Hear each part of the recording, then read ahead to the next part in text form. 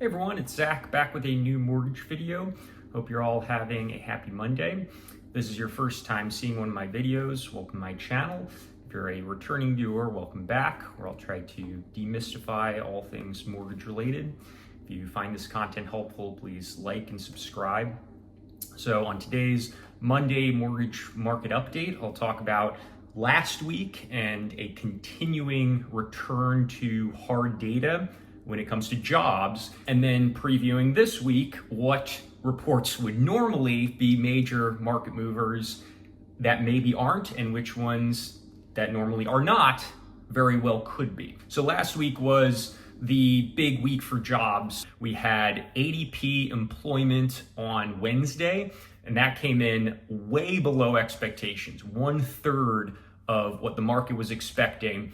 Combine that with ISM services, which also came in well below expectations at a range that typically signals contraction. And that combined to a solid improvement in mortgage rates that day. Then Friday, we had unemployment rate and non-farm payrolls. Unemployment rate came in as expected. Non-farm payrolls came in a little better than expected. Not a lot, but a little better. That together led to a uptick in mortgage rates, which basically canceled out the improvements on Wednesday. So overall, it was kind of a mixed bag of jobs data.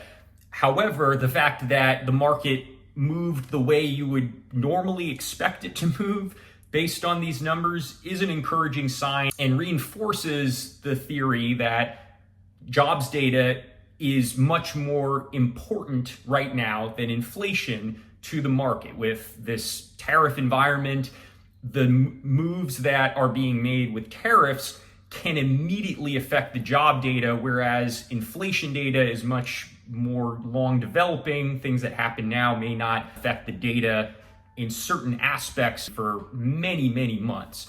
So that turns us to this week, where we have consumer price index, which is typically, especially when inflation is really the focus of the markets, the number one most important report of the month. That comes in Wednesday. Then we have producer price index that comes in Thursday, another report that will trickle into the Fed's preferred method of inflation, which comes at the end of the month.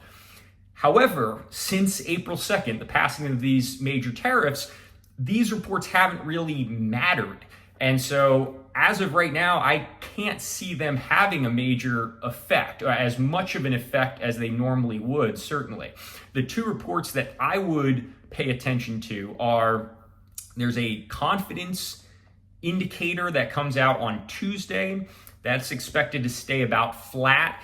And then the big one is Friday, preliminary consumer sentiment for the month of June. That has been a really big market mover the past few months, because consumer sentiment has gone way down for periods of time, and now it seems to be coming back up. The markets are expecting that number to tick up, but we will see. That could be the most important report of the week. Another thing that I'm going to be monitoring is initial jobless claims on Thursday. That has now picked up the past 2 weeks from being pretty much consistently in the 220 range to 240. Last week was 247,000.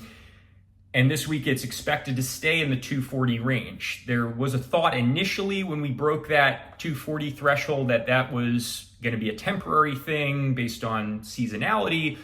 If that continues to stay in the 240, or especially if it breaks 250, that could signal we're going to see an uptick in unemployment next month. And that, I think, would definitely move the needle for mortgage rates.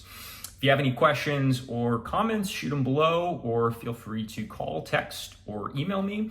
But thanks for tuning into this video, and I'll see you next time.